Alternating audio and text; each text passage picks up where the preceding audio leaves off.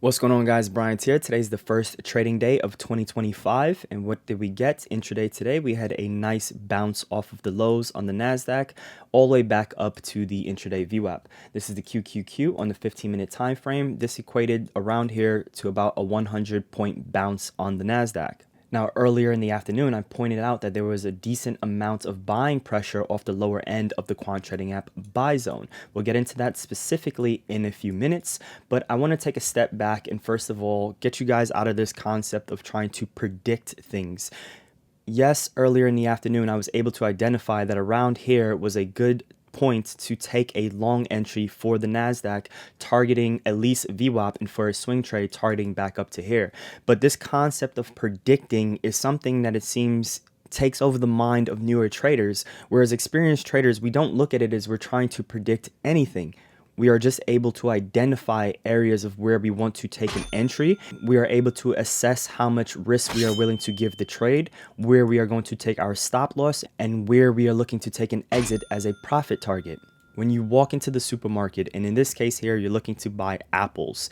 If you're looking at these two examples, we have apple A and we have apple B. And I were to ask you right now, which apple do you think is a good apple to buy? I'm pretty sure more than likely most of you guys are going to choose apple B here on the right hand side. Now, are you going to say you are predicting that this is the better apple? No, you're just purchasing the apple that looks better to you. Now, how do you know this apple looks better than this apple? There are signs here that for the most part are intuitive to us as humans, but also through experience we learn and we can decipher based on what we've seen before what is more likely to be what we are looking for. So in this case here, we can say we are hunting for a good apple. This is the good apple. Starting at the top right here, look at the leaf. On this case on the left here with apple A, there is no green healthy leaf. This we interpret as healthy. We can take a look at the color of the apple. This has a certain tone of red to it.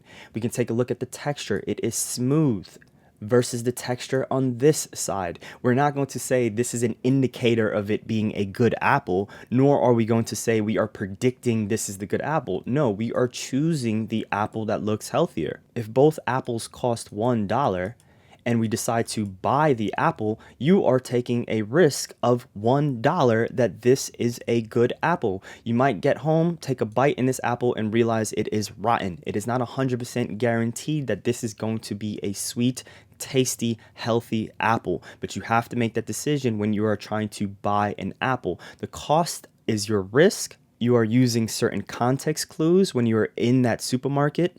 The context clues might be this apple is on the floor and this apple is sitting in a batch under some nice lighting.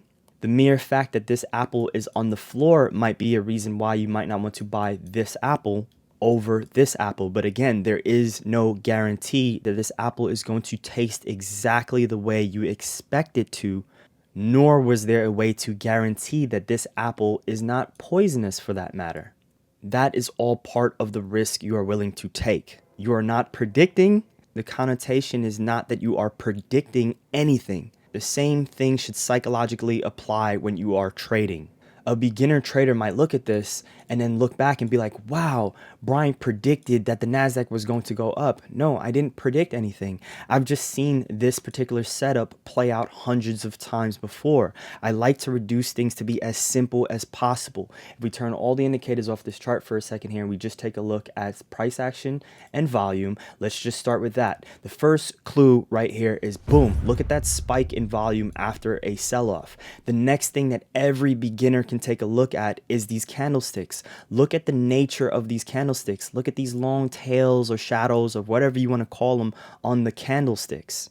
If you don't know how to read level 2 and you don't know how to read the time in sales, aka the tape, you can just pay attention to these candlesticks. This is a sign that there is buying pressure down here. We get an explosive move or an expansion in price. Then it is met by an increase in volume relative to majority of the other candles for the day. My interest is peaked. Then look at the nature of the next candle. It's green. We get two big red candles. Then we get a green one. But more importantly, we get this long tail right here on this green candle.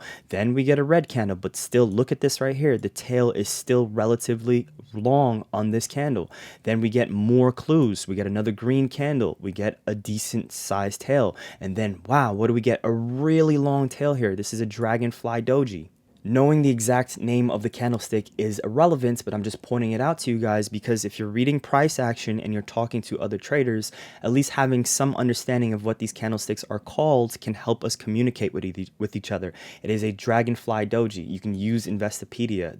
This is a free resource and it will let you know right here. This is what that candlestick looks like. This is what we expect when we see this type of price action. At the end of a trend, these candlesticks are signs that the trend might be reversing. Then the next candle, what do we get? Something like a hammer candle. Here we have also on Investopedia.com a hammer candlestick. It is just another type of candle that is usually found at the end of a downtrend, and it can be a sign that price will reverse. It is not predicting anything. It's as similar to this green leaf right here on this apple. This green leaf sticking out of this apple is not predicting anything. You can say that this green leaf is predicting that this apple is healthy, but people will probably look at you funny because that sounds like a strange thing to say. Now for supply and demand traders, when you see something like this, we can see that this is a demand zone potentially building up right here as we're seeing the buying pressure. So what one trader might do is draw a zone around this area. We see price breaking out of the zone, it retraces back to the zone, and then it pushes off of it. So for more experienced traders, you can articulate or you can decipher where exactly do you want to place your entry. It's the break out of the zone. As price retraces back to the zone, you know this is a good place to potentially get long. If you get long and you're expecting price to pop, you should have an idea of where you are going to take profit at. It should be a previous support or resistance level. In this case here, the trade did not have to work out, but you know where your stop loss is. If price was to break down below that level, and especially if it breached this level, this is probably where your stop loss is going to be because price should not get back below here. It would negate all of this buying pressure that we are seeing right here. So this is going to form a potential support level for future price action in the Nasdaq. Some of you might say, well, Brian, I trade the futures. I don't know how to read the QQQ. I don't look at the QQQ. Well, in my opinion, you should. You should understand the QQQ and the SPY. If you trade the Nasdaq, which is NQ, if you trade the ES futures, that would be ES here.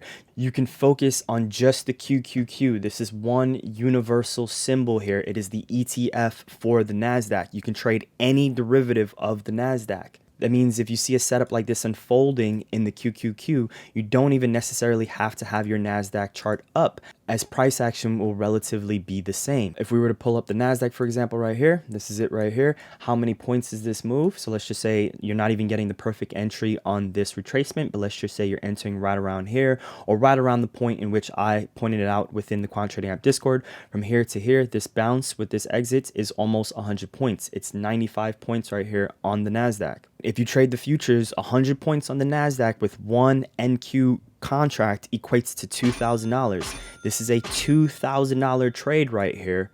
Just understanding some basic principles of not only price action, but a little bit of common sense and a little bit of intuition and a little bit of experience in the markets. I have been trading for a while and I don't know if there's a simpler way to point this out to beginner traders.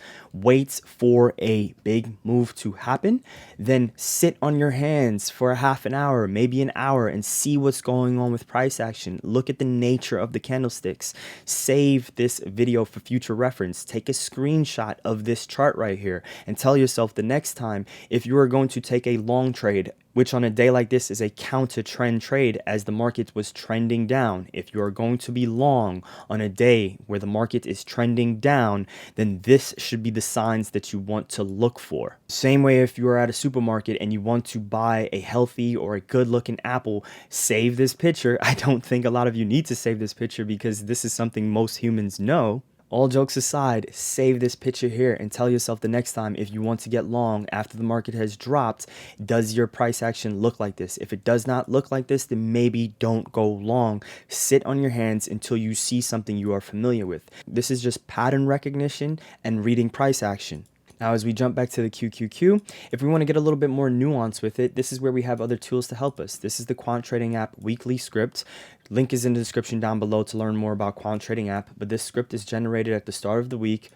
I just copy and paste the code from the website, and it's plotting these levels automatically on my chart. We are at the bottom of the buy zone. This is generally going to be an area where price will reverse. Now I'm going to turn on the Quant Trading app intraday zone to provide a little bit more context for us. And what we have right here is this strike price, which is 510, is the highest negative gamma strike on the Qs for tomorrow's expiration, which is the weekly expiration, which means for me, if I'm buying anything down here, this is essentially where I'm looking to take profit. Next, we have what is referred to as the Quant Trading app intraday zone. This zone right here acts as a support. As we can see earlier in the day, it was support, but then price breached this level and it broke down. Now, once price retraces to the intraday zone, this is where I would expect an area for it to reverse again. So I use this as an area to take profit.